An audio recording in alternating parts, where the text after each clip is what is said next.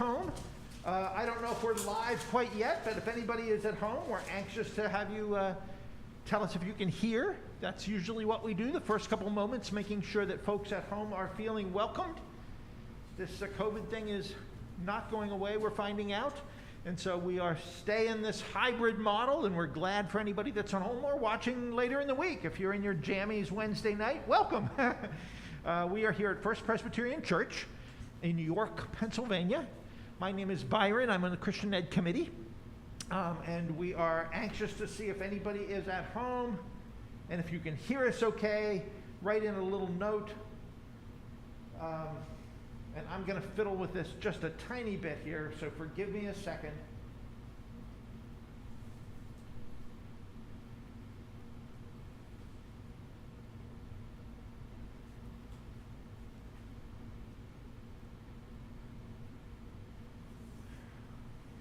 Steph, are you out there? Can you hear anything? Just going okay at home? And everybody here can hear all right. Again, welcome. This is the second week of a video curriculum called Everybody Always, which is based on a book by an acquaintance of ours named Bob Goff. His first book was called Love Does, full of stories of ways in which just with whimsy and joy you can get out there and love others. The new one is called Everybody Always, or the second one was called Everybody Always, Becoming Love in a World Full of Setbacks and Difficult People. How do you love people even sometimes when they're harder to love? There's a workbook I offered last week. If anybody wants one, we'll get it for you. And a bookseller that I am, I forgot. I just can't believe it. I didn't order any. And yesterday I thought, oh my goodness, I didn't order a bunch of these. So I'll order a handful of these and bring them next week if anybody wants any. Hi, Michelle Rich up in New England. We're glad you're joining us here. And it looks like we are good to go. With this Bob Goff book, it's just so fun to sort of talk together a little bit. We'll have some conversation. People at home can chime in as they sometimes do, and then we'll watch the video. Bob is just a character, you know. In his first book, Love Does, he explains, he's a lawyer, lives in California. He's worked in the third world doing, getting people out of jail like child soldiers and stuff in Uganda. I mean, he started a law library in Uganda. He's done some pretty remarkable stuff. But when 9/11 happened, he had some little children. And he tells the story that he was trying to figure out how to describe the horror of the attacks on America in 9/11 to his little children. And they got talking as kids do, and he was trying to explain that it's going to be okay and wondered why things like this happen. And one of Bob's little kids said, well, if only they could just get together the way we do when we have our little friends, you know, we have disagreements, we have like a sleepover, and then people become friends. And Bob and his wife were asking what the kids thought they could do, and they said, well, we should just have a sleepover with the world's leaders. Well, of course, they're little kids, and most of us go, oh, isn't that sweet? Here's the kind of guy Bob Goff is. He said, okay, well, how could we make that happen? They have a nice house. They decided to send their key to every president or prime minister of every country, except I think there was one, a dictator, that he said, I'm not sending it to him. But they sent their key with an invitation, mostly just to show the kids that they were going to do something with this action. But of course, Bob's thinking, yeah, right, what prime minister is ever going to come to our house? That's not going to happen. But they did. They made keys. And we were talking last week about loving your next door neighbor. And we read the Good Samaritan story, and Bob gave us some guidance on loving people, and he told some stories about loving people. This is just an example of what it means to love people, to say I'm going to be open and hospitable and take risks, to let people know that if an adult needs a safe place, they could be here. The older kids said, that's stupid. Nobody's going to come to a sleepover. He said, I'll write letters to them and ask if they would like me to interview them about world peace, and I'll make it on the video camera and send it out for them. Okay, so they sent a letter to every president in the world that their son wanted to videotape them. Well, months went by. Of course, they didn't hear anything. And months went by. Eventually, they get a call from somebody, and it was like the vice president, I don't know, of Norway or something, I forget, and said, you know, I'm passing through the region. I'd like to have your kid interview me.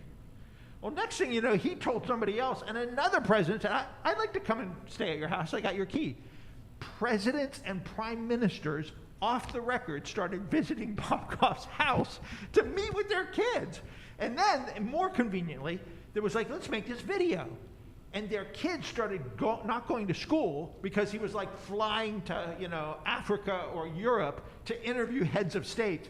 So much so that the FBI figured it out because they called him and said, what are you doing? Like, you are having these unofficial, illegal interviews with world leaders, and we're not so sure we want to do that. And he's like, we just love Jesus, and we're just trying to tell people about God. And so Bob Goff's kids were being traced by the FBI. So that's the kind of story Bob Goff tells in his books. I've got other stories from meeting him a couple of times and from his other books, but we'll dig into one today. Everybody has a piece of paper here. Here's what we're going to do first. I'm going to, just because this is how this session works, they asked me to read a little part in the beginning to get us going. We'll have a minute of conversation or two about it. Then we'll eventually read the scriptures, then we'll watch the video. But here's how we get started, okay? This is a part from the book. It says, one of the most popular TED Talks, those famous TED Talks, one of the most popular TED Talks of all time is called The Power of Vulnerability. It's a talk by Brené Brown, a research professor who studies empathy and vulnerability. We've even used some of her videos here in our class. Dr. Brown has found that empathy and shame are like opposite ends of an old radio dial. He says, remember those? She says that the way a person moves the turner on the dial towards either empathy or shame is in fact all about how vulnerable that person is willing to be. For instance, if you turn vulnerability all the way up, you will tune in the empathy station. On this station, through your sharing of experience, you will find connection with another person. However, if you turn vulnerability all the way down, you will end up tuned in to a shameful station, which just shuts everything down. Possessing the kind of vulnerability that makes empathy happen is difficult because you have to open yourself up to other people's experiences. You have to be willing to see the world through their eyes and imagine what it's like to stand in their shoes. And this costs you something. However, shame is what happens in the absence of vulnerability.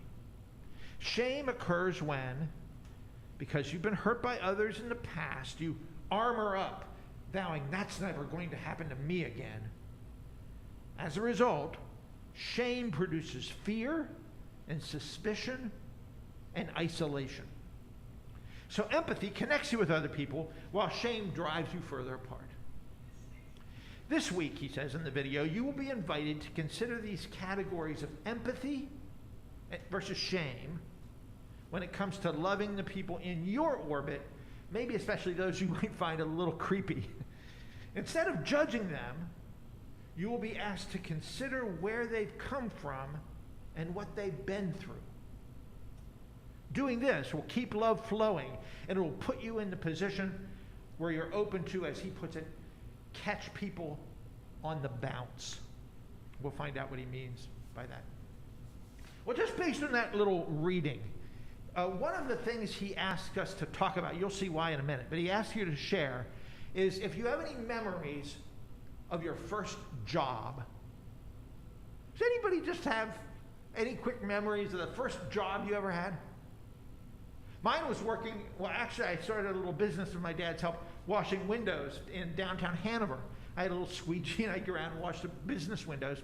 And one of them said, you're a pretty responsible kid, because I was always going in and looking at his record store. He said, you want to work here. So my first real job was working at a record store. It was called the Platter Palace.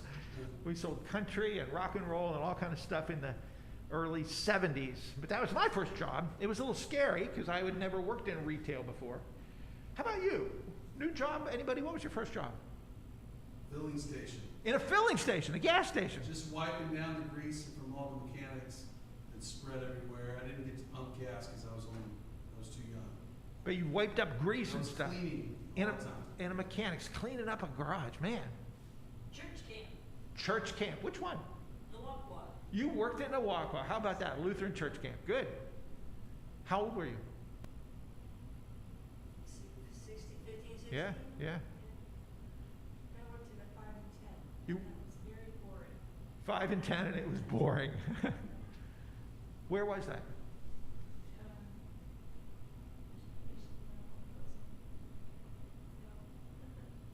Far away, huh? We move so often. Yeah, yeah. But not in Japan. A hospital in Washington, D.C. A hospital in Washington, D.C. was your very first job. What did you do? And I was working in the kitchen. Working in the kitchen. How about that? And you went on to become a professional healthcare person. I grew up on a farm, so sort of started very early. You were working right from the day one. Yep. All sorts How of- about outside the house? Did you ever have a job outside? I guess my first job outside that was the Army. In the Army, yeah. Did you have a first job ever? I worked for a dry cleaner, ironing clothes at an ironing board all day in a time when there was no air conditioning. Wow. I learned something. I go into Devano's in Dallastown sometimes. It is still hot in there. I can't believe it. So you ironed all day. Sherry, Memories, good memories or bad memories are your first job? Sherry didn't get to- Oh, sorry, yeah. At 15, I was a waitress, Route 74 restaurant in Dover. Were you really? I'm turned over. That's a hard job. It was. I could never be a waitress. My daughter's done that. I could never do that. Good memories or bad memories? Good. Good? Mostly good? Down. Bad memories. Hard memories. It was Richland, New Jersey. Oh, in New Jersey. In New Jersey. Good memories? Well, you bad. You said it was boring It was hot. and hot. But people came because they knew precisely what they wanted. Yeah. For the restaurant. Well, this idea of early memories and work memories are going to come into play just a bit, so hang on to that. How about a review of last week? Last week we talked a little bit about loving our literal neighbors. He even invited us to make a chart of how many names we know in our neighborhood, like the people across from us or behind us or to the right or the left, and ask if we could even know their names if we don't. Or reach out to them. He said, give them a candy cane, even if it's not Christmas. Write them a note just saying you're glad to be their neighbor. Did anybody? Well, I went home and then it was 4th of July and I had fireworks and bombs going off all around me all night and I lay in bed thinking I'm supposed to love my neighbors. I'm supposed to love my neighbors. I'm supposed I to hear love you. my neighbors. If any of our neighbors are watching, I'm hearing you. Yes, in case the mic didn't pick up. It's hard to love your neighbors sometime in this 4th of July stuff, blowing up stuff all the time. The dogs were going crazy. Yeah. Yeah, it's sometimes taxing. Well, did you learn anything? Well, let's just say, I invite you to ponder this. You don't even have to share it. If you do reach out directly to your neighbors, the way he did with Carol last week, he told the story. One of the questions is, what do we learn about ourselves when we do that? You don't have to share anything, but just ponder that. When we reach out, a little vulnerable, love others, love our neighbors, get to know people, you feel a little awkward maybe, particularly if you've lived there a while. Now you're finally getting around to saying, tell me your name again. I do that with new members here. I see people for a while, and then by the time you feel like you ought to know them, you still don't know their name, and then you feel dumb asking. So you risk a little bit to love people. Then the question is, what do you know about yourself, too, Bob asks. Okay, well, that was last week. Let's forge into this next video. What we're going to do is we're going to read the scripture first, and then we'll watch the video. Could somebody just grab a Bible from the pew and read out loud for us from Matthew, Mark, Luke, and John, the first book of the New Testament, Matthew, chapter 16. Somebody grab that, chapter 16, verses 13 to 20. And whoever has a loud voice is invited to read Matthew 16, verses 13 down to 20. I'll do it. Please. When Jesus came to the region of Caesarea Philippi, he asked his disciples, "Who do you say the Son of Man is?" They replied, "Some say John the Baptist, others say Elijah, and still others, Jeremiah or one of the prophets. But what about you?" he asked. "Who do you say I am?" Simon Peter answered, "You are the Christ, the Son of the living God." Jesus replied, "Blessed are you, Simon, son of Jonah,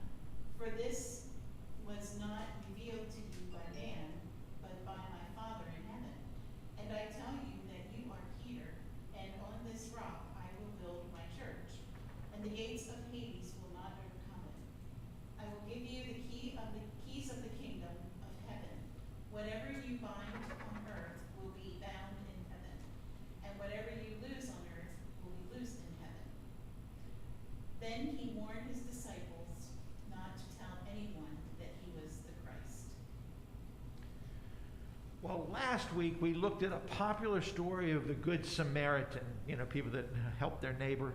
That was pretty easy to talk about. This one is more complicated. This binding and loosing and stuff. This is a complicated passage for a quick little Bible study, but one of the questions in the book here says, when Jesus calls Peter the rock on which he will build his church, do you think he was awarding Peter for his answer, or naming something about Peter that was already true? In other words, did he get the right answer and he said, "You're right, Peter, and for hitting that bingo, for hitting the right answer, I'm going to let you be the head of the church"? Or, aside from rewarding him for the right answer, was he naming something that maybe was already true that he just had to live into? Something that was already true. You think so? I think some of us sometimes think it's the first. Oh, he's like really astute. He really understands it, so we're going to go with Peter because he's like the leader here. So Jesus was like, yeah, as a reward for getting your homework done, I'm going to let you be the head of the church. No. This is like naming something that was already a reality. Why do you think Jesus instructs the disciples not to tell anyone about the fact that he's the Messiah? Has this episode, he draws out Peter, he names, he gives him power to do stuff, names him, as we've just said, what he already is, affirmed who he was, and then says, now, by the way, don't tell anybody. What's with that? Safety. For safety, maybe. Because at this point, there's some controversy in Jesus' public ministry, and if he goes too public too soon, there could be enemies. Yeah, maybe. Just strategy. Kyle, you ever preach on this passage? Well, what's going on with that? Don't tell anybody. But this is in Matthew, not Mark. Mark's the messianic secret. Mark is always a secret. It shows up in Matthew. Yeah. Yeah, it's almost like, I don't know, it's going to spread. It's going to seems spread like the more anyway. he tells them to be quiet, the more Yeah. it spreads. Well, let's see what Bob has to say about these things, okay? What we're going to do is we're going to get this video on here, and then folks at home, you'll be able to watch the video live with us. If you have a little piece of paper, jot down anything that strikes you. A question, a comment, something you like, something that Bob irritated you about, and then afterwards we'll talk about it together. This is week 2 of Everybody Always with Bob Goff.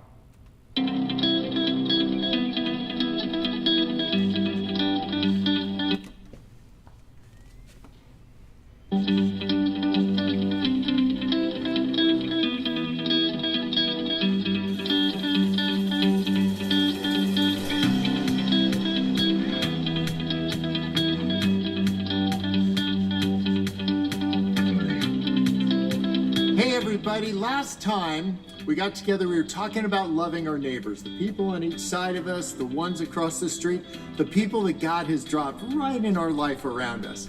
And how if our faith doesn't work with them, it's probably not going to work with somebody far away.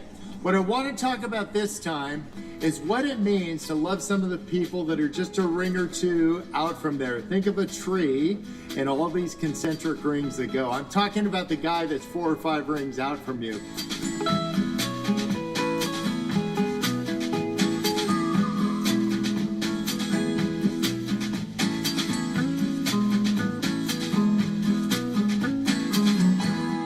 I bought a yellow pickup truck like this when I was in college. I bought it from my dad. So he handed the keys of the truck to me. He told me, Bob, you'll want to change the oil in the truck. And I nodded dutifully, as sons are supposed to do, drove away. Well, the next time I saw him when I was leaving, he said, Bob, you'll want to change the oil in the truck. He said that the next 6 or 8 times I saw him. And I'll tell you, I could have had a case of Pennzoil in the passenger seat and a funnel. I wouldn't have changed that oil. And you know why? I didn't want to be told what I wanted to do. And I bet you don't either. And sometimes when it comes to our faith community, we spend a lot of time telling people what they want.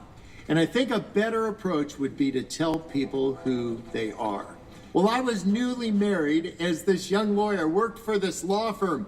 and they didn't have enough parking for all the people that worked in the building. So I took the couple $100 they were going to give me to park across the street, and I parked this yellow truck on the other side of the tracks and just walked every day. $200 is $200, right?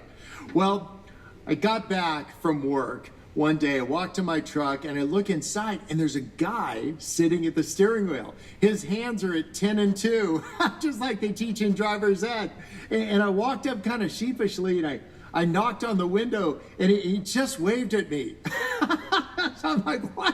So I knock on the window again, and he rolls down my window, and he says, "Where can I take you?"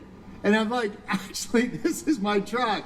And so he gets out of the car, stands up straight, taps me on the back, and walks away. It was awesome. So every day for weeks, the same thing happened. I'd trade places with him. He'd get out, tap me on the back, and leave. It was like changing of the guard at Buckingham Palace, but less fur bearskin hats. In the entire time that I've exchanged like waves with this guy, I never got to know his name, and he never got to know mine. He didn't know why I was a lawyer, and I didn't know why he was homeless. All I knew is that we were both in need. He needed a place to stay, and I needed an oil change. We all find each other somehow. Well, I went to my truck after work one day, and I went to get in. I noticed that nobody was in the front seat, and I walked up, and I was wondering what has changed. When I opened the door, I found out why. Because inside the truck, it had been totally trashed. There was beer cans on the floorboards. One of the knobs was missing. I can just imagine what had happened. Like, he had gotten in there maybe with a buddy, and things just got out of control, and he felt ashamed. And what shame will do to you and I is it'll silence us. It'll steal our lunch money. It'll leave us feeling broke. And what happens is that a lot of the reason why we're not meeting these people that creep us out, they creep us out. They're outside our experience because they've been shamed in the past somehow. And we've experienced that, each one of us. And it's what you do next that says a lot about who you are. We don't need to know all the details of somebody and how they got to the awkward place that they're in, but we need to recognize that God made them just like he made us, and he made us to know each other. I drove that pickup truck for 120,000 miles. And you know what? I never changed the oil, not even once. I looked like Uncle Buck when I went driving down the street. There was blue smoke everywhere. The engine was completely caned.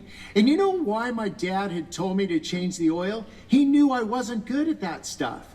And there's people that you know aren't good at stuff. But what he did is he told me what I wanted, and it was his way of expressing love to me, and it's our way of expressing love to other people.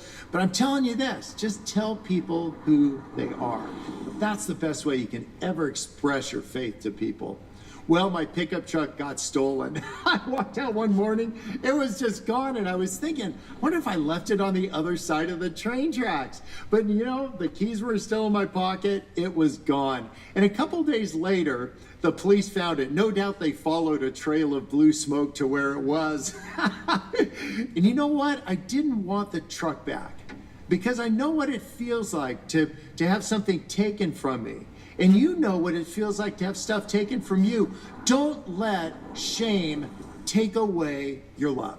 Don't let it take away your hope. I don't know if I'll see that yellow truck again, and I'm kind of hoping so. It looks a lot like this. But what I want to do is see the hope that's inside of people, not knowing all the details about them, but knowing that God found us and we can find people the same way. I have a son, and he's kind of a daredevil. He's the kind of guy, if you can't lose your arm doing it, he's not interested. And of all the sports to take up, he took up skydiving. It's just nuts. Among other reasons, he's very forgetful. And you don't meet many forgetful skydivers who are very old, right?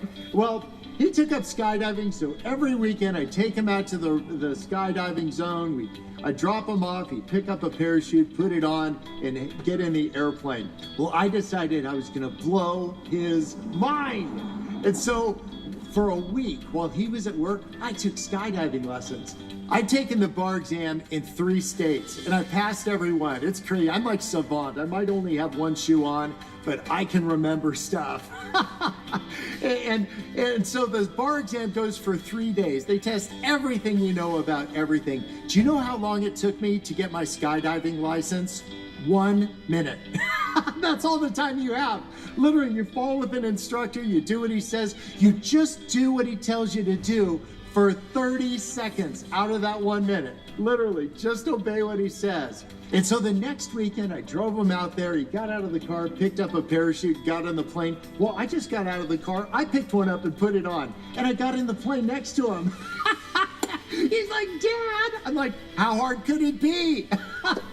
And we, mind blown. We went up to 15,000 feet. And because this son of mine, he's just nuts. He did a backflip out of the airplane. And there's something about seeing your forgetful son falling away from you at 140 miles an hour. I just jumped out of the seat and I jumped out too. I'm like, I'm coming. I just want to be with you. And you guys, that's exactly the story of the gospel.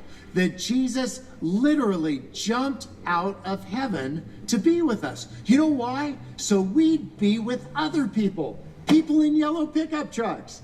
People that are a couple rings out from you. People that are a little awkward to avoid. Emmanuel, God with us. Matthew chapter 1. It's the Christmas story. Some of you guys have read it, and most of you read it just December 24th, and it says this: a virgin will conceive and give birth to a son, and you will name him Emmanuel.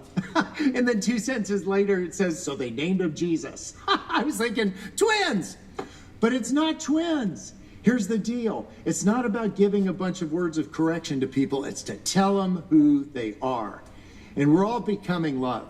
You know, I learned a lot of these things from a guy I met in Orlando. All these Christian radio stations, they get together one time a year. And they take all the artists and they all get together down at Disneyland in Florida. It's terrific. And they asked me if I would come speak at this thing. They said, pray about it. I'm like, you pray about it. It's Disneyland. I'm going. And so I landed in Orlando, and I'm a yellow cab guy. So I'm walking over to the yellow cab stand, and there's a guy with a black suit, a hat on, and a sign, and it said Bob on it. And at first I'm thinking, like, is Bob Dylan in town? Bob Marley? And then I look down and it says Bob Goff. And I'm like, oh my gosh, it's for me. And this guy is standing by a big black limousine.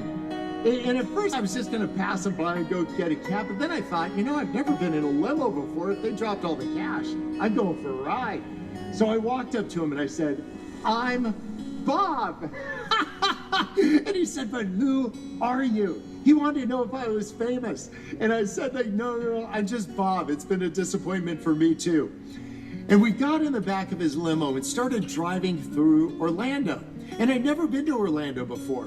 And after about 15 or 20 minutes of talking to this guy, I said, you know what? I've never been to Orlando, but if somebody asked me, what do you think of everybody in Orlando? I'd say they're terrific. And you know why? You're a nice guy. And if you'd been really mean to me, if somebody said, what do you think of everybody in Orlando? I would have said, I think they're all mean. You want to know how to love the people around you? You want to know how to love everybody always? You start talking behind each other's backs, but talk about the right stuff. Talk about who people are turning into. Say, have you seen Sally? You seen who she's turning into? Seen that pastor? You seen who he's turning into? Find these beautiful things. Talk it up. Don't make it up. And you know what? You'll find more of Jesus, and you'll find more of the way he sees you, because he sees who we're turning into. And here's the deal. We're turning into love. Well, we drove a little bit further, this limo driver and I was asking him, how long you been driving limos for? And he said, I've been driving limos for 25 years. And he said, you know what? I'm going to really miss it because I'm retiring next month. And I said, buddy, have you ever ridden in the back of one of these things? They're awesome. He said, no, I'd get fired. And I said, pull over. And he did. I drove the two of us to Disneyland. It was terrific. He got there 20 minutes after me. It was a pretty long limo. And I got out of the car, I opened the door, I straightened my suit up, and I carry these medals around with me. You can get 1,000 of them for a nickel. And I started putting them on his chest. I said, you're brave, you're courageous, you're foolhardy. Did you see the way I took that turn? And when he went home to the woman he's been living with for the last 5 years, do you think he said, I met some Christian guy that said we're supposed to be married? Of course not. He said, I met a guy who told me who I am. Oh, people, just do that. Don't tell people what they want. Tell them who they are. That's what Jesus did. He didn't say to Peter, like, what do you mean you don't know me, the roosters? He said, Peter, you're a rock. And he became one. And God said to Mary, you're a mother. She became one. He said to Noah, you're a sailor, and he became one. And he said to Jonah, you're fish food, and he became some. Tell people who they are. Tell them who they're turning into. Talk behind each other's backs constantly, but tell them about who they're turning into, not who they used to be. And there's something beautiful that happens in us when we do. It's like the story of the prodigal son. The prodigal son goes away. He was ashamed, just like the guy that was in my yellow truck. But you know what? The father ran after him. And he ran back towards the father because he wasn't ashamed. Don't let shame silence you, and don't let it distance you. Don't let it distance you from God, and don't let it distance you from each other. It's all about this, loving everybody always. We gotta do the work that it's gonna take to get there. And it's not something you have to set up. It's something you just have your eyes open for. We don't love people as a strategy, because when love is a strategy, it's not love anymore. Love with an agenda ain't love. It's just another program. And so keep your eyes open. This is what I want you to do in this coming period of time between now and when you gather together again. Find those stories of when you were able to say to somebody who you saw him turning into, and even more importantly, someone who told you who you were turning into. I've got one last story I'm going to tell you. There was a guy named Brad, and Brad had a Bible study at his house all the way through college. And Brad was just this really loving, patient guy, and I'd always get to the Bible study a little bit late because I'm kind of like all over the place. And I don't know if it was daylight savings time or what happened, but I happened to get there on time. He wasn't trying to play head games with me. He said, Bob, it really honors me that you come on time. And man, you know what? It is 35 years later. I'm never late. Do you know why? Because Brad told me I'm the guy that's on time. What if you're the one that does that? In just unlikely ways. A singer from way back when, his name was Keith Green. I wrote him a letter. He wrote me back 3 sentences. And I don't even know what the 3 sentences were, but I felt so seen, so understood. The words that he spoke to me had to do with who I would likely become. Oh, you guys, go do that this week, this month, this year. Let that become who you are, and then keep track of it. Not so you can boast about it, but so you can swap stories together about where you've seen God show up. And he'll show up in the most unlikely places, people that are about 4 rings out. You know, in school, they teach you what to do if your parachute doesn't go out. Like scream and all. But they say this, that if your parachute doesn't open, you have about 45 seconds before you crater. It's kind of gross. But they told me that when you hit the ground, you don't actually die, but you bounce and every bone in your body's broken now. And the second time you hit, everything punctures everything and you're dead. And so I'm a lawyer. I had to come up with a strategy. Do you know what my strategy is? It's this. I'm going to grab the grass. No bounce. And I think what we need to do when I think about this idea of following Jesus, rather than him following us, but following him to people who are hurting, people that have cratered, people that have hit hard, I want us to catch people on the bounce. It isn't the first screw up that messes people up. It's that they were hoping people like you and I would come in and catch them on the bounce. And if we can do that, I think people will have a clear view of what Jesus did. It'll really be the Holy Spirit. But our job, just catch people on the bounce, people that have messed up big.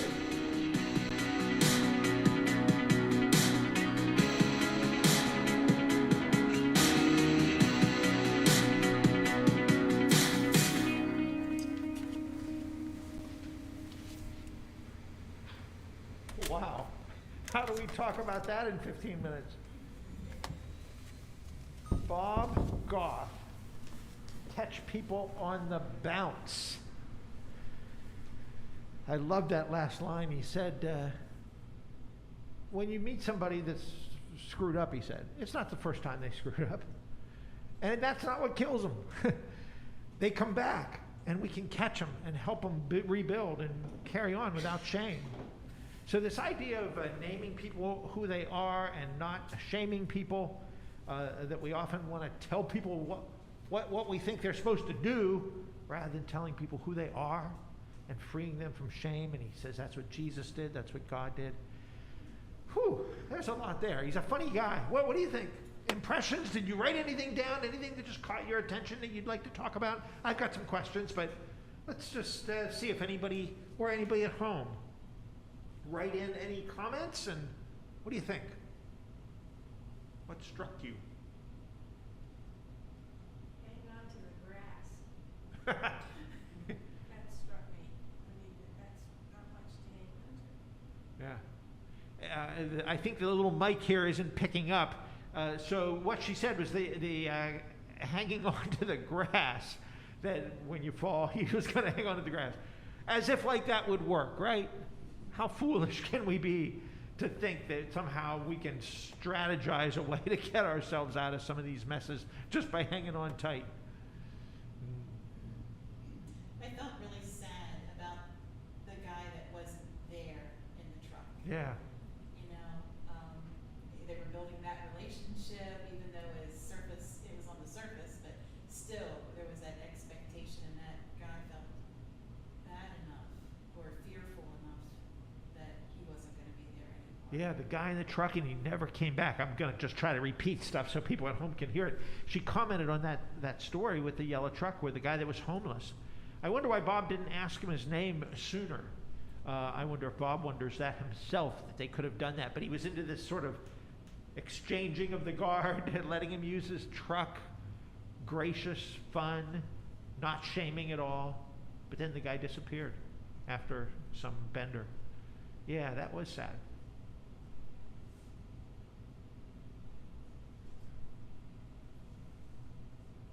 What do you think about the concentric rings idea? Last week we talked about those that are nearest us, our neighbors, like the rings of a tree that are the nearest that we're called to love. Now he says, go a couple of rings out. There's people that God puts in your life that aren't your very intimate friends. You're not doing life with them, but yet somehow a couple of rings out, they show up. And he just said in passing that God puts them there. That's an interesting idea. But that God, somehow providence has allowed your paths to cross with certain people, and that we have to steward that opportunity well by caring for them. Do you have people you can think of, don't say it out loud, but just in your own mind, that are a couple of rings out? They aren't your closest intimates, not your family, not those that you're mostly doing life with, but yet you see them, like this guy that he crossed paths with in the truck day by day. Interesting.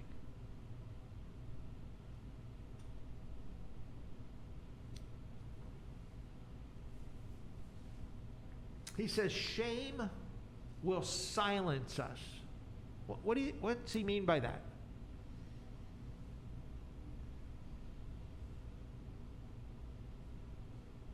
Shame will silence us. He says it'll make you feel broke, like a bully that takes your lunch money, he said.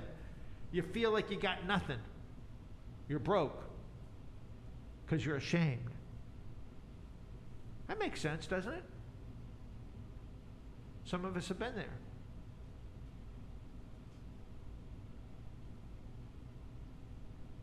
He says it's not the problem of shame, or when we meet somebody who is ashamed, who has failed. He said, I wrote down here, he said, it's what you do next that matters. Once again, we all fail. We're sinful people, the Bible teaches us. We all screw up. And we meet people who are hurting and have failed and have dropped the ball. He suggests that we don't have to tell them what they need to hear, what they're supposed to do, how they have to get better, how they have to improve themselves, but we just have to say who they are. that God made us to know each other, so we need to somehow enter into a relationship that allows us to see the potentiality of who somebody is becoming. Does that make sense? Telling people who they really are. He said Peter was called the Rock. We looked at that Bible passage. And he said, he told Noah, you're going to be a sailor. And he was. Comments about that? Thoughts about that? This idea of naming who someone is as a gift of love to them, rather than shaming them or telling them what they need to hear to get their life together, but inviting to know who they really are. I had an experience maybe 20 years ago. It was the first week of a new job, and 4 men came into the lab and were cracking racist jokes that offended me, and I had to decide whether to confront or stay silent because it was my first week and what would the consequences be. And I decided I would rather change jobs than deal with that, so I confronted by saying, I'm offended by that, please don't talk that way in front of me. And about 3 months later, one of the men came in. His son had made friends with an African-American young man, and he didn't know how to handle it, and he came to me to talk about it. So I think about that. Isn't that What interesting? I was doing originally, that I was actually a little fearful, ended up becoming an opportunity to talk about racism and the right way to support your son when he's making better choices than You did. than you could. Yeah. What a story. Wow. I know one time I didn't, do this or even think of it, purpose or anything, but it turned out that it made me, it taught me something. A couple times I've had in the past year or so that I go to a, say McDonald's or someplace like that, and here's a man out there, he wants money or something, and I don't like to just give the money a lot of times. I like to give something, and so I said to him, I said, are you hungry, do you want something to eat? I'm going in, I'll get you something. And so I asked him what he wanted, and I got a meal, and I came out with my meal too, and he sat at this picnic table. And I'm so glad I did it, because like I said, I didn't think it through or anything. I sat down and ate with him. Yeah. And just started talking to him like I talk to anyone, and stuff. And, so, then I left after a while, and when I came back another time, this woman said, she had seen me out there, and here, he had come back in, and he had tears. And he said, this woman, she just didn't buy me a meal. She sat down and actually talked to me and treated me like anybody else. Linda, that's a beautiful story. That's a And great story. Like I said, I didn't do that on purpose. I just thought, well, I did feel sorry for him. And I sat down and thought he might like some company or something like that. Yeah, yeah. And so then I did it another time, not with him, but with someone else, but it actually taught me. Yeah. That just little things you just gotta think about, Yeah, and yeah. try to do, because that Yeah. meant more to him than maybe the meal. Yeah, But yeah. that I didn't shame him or look at him like, oh, he's dirty or he's Yeah, poor or he's yeah. anything, Yeah. and, Just in case people at home didn't hear that, if this mic isn't picking that up, she told a very moving story about buying a guy that didn't have much money a meal at McDonald's, but they sat together on the picnic table outside. And when the guy went back in, he had tears in his eyes because he cared perhaps more for the relationship and the friendship and the lack of shaming, the healing and hope a person can have when someone just sees them. Bob said at one point in the video, I felt so seen and heard. I think it was when Keith Green wrote him a letter that he said he felt heard. And isn't that part of our goal too? To honor the image of God in other people, to recognize them as people, children of God, and to show God's love by hearing them, by seeing them. It takes a little bravery to do that. Michelle Rich, chiming in here online, she said, I can't believe how open Bob was to share his truck. My instinct is to lock my vehicle and thereby maybe missing out on something. Of course, it was eventually trashed. But she said he was open to do that. And then she said, shame does silence us. Not being smart enough or witty enough or appealing to others. Secrets lock the door, just like my car. Michelle shared. Isn't that interesting? That we have secrets in our lives and that locks us up just like that. She said there's a Disney song too, by the way, called Love is an Open Door. I don't know the Disney song. Thank you, Michelle. Love is an open door. What do you make of his idea of Jesus being like a parachuter, jumping out of heaven to be with us? He goes, that's exactly what Emmanuel is. God took this risk to jump out of the plane of heaven and come to be with us. Like he wanted to be with his son, fooling around with that parachute. He just wanted to be there with him, so he learned how to parachute. And that's what Jesus did, Emmanuel. Comments? Anybody? What do you make of this? At the end, he said, talk behind people's back. Talk it up, but nothing bad. Like we usually think about talking behind somebody's back as a bad thing, right? Like gossip, which is forbidden in the scriptures. But he says, talk a lot, tell a lot of stories. But the good stuff, the stuff you see God showing up, affirming where God is in people's lives and what they're becoming.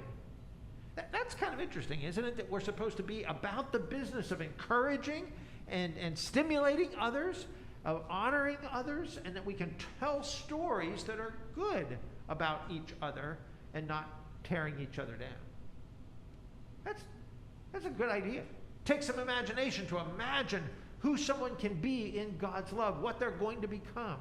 He gave that guy, I've heard him tell this story before when he was driving the limo. And he asked the guy who had driven a limo for decades, do you ever ride in the back of one of these? I think in the real, they didn't show it here, but I think in the real life, a guy was an immigrant from another country even. And the guy said, oh no, I couldn't do that. He goes, I'd be fired. He's like, you're quitting tomorrow anyway. Why not? What's the problem? And so the guy said, all right. So he gets in the back. Bob puts on the hat. And Bob drives him around town. And the guy felt honored by that. And then Bob carries these medals around, and he gave him a medal, which is interesting, and said, you are courageous and good and brave and faithful.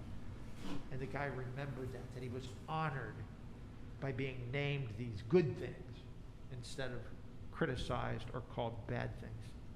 That's pretty beautiful, huh? Who would think to do a thing like that? But Bob, a couple of rings out, looks for opportunities to love everybody always, even people maybe that we might find a little awkward, like the homeless guy. Well, he's got more to talk about. There's more episodes coming. We are grateful that you're here. I honor you for caring about Christian Ed, for showing up here, for people at home that are joining us. I heard at a Christian Ed meeting once, we said that Christian education is sort of like once you get a heart transplant in the hospital, but then you have to go through physical therapy to learn how to eat and live and exercise well to host the new heart. Yeah, that's sort of what Christian Ed's like. We've been given new hearts by God. We're redeemed in Him. God's good grace of heart. Learn how to live like that, right? We need some physical therapy to learn how to live as people with new hearts. And so this learning to love others maybe is a process where together we can learn to do that. I thank you guys for doing that. I thank for people at home. Let's close in just a real quick prayer. God, we thank you for the stories of Bob Goff, for his reminders in good and funny ways that we're to love people, even sometimes people that we don't know how to love. Allow us to talk it up, to tell people how good they are, to show them God's grace, not as a strategy or as a program, Lord, but as a way to show your own love to others. Help us to call people by who they are becoming, sons and daughters of the living God. We pray these things for the sake of Jesus and his kingdom coming on earth as it is in heaven. Amen. Amen. Well, this is a little awkward in this big space. We can't have small group conversations, but I will get some workbooks next week, and it gives you some stuff you can do at home, some other verses to look up, so it's kind of fun. So we'll make sure we bring some of these next week. We'll see you again. Thanks.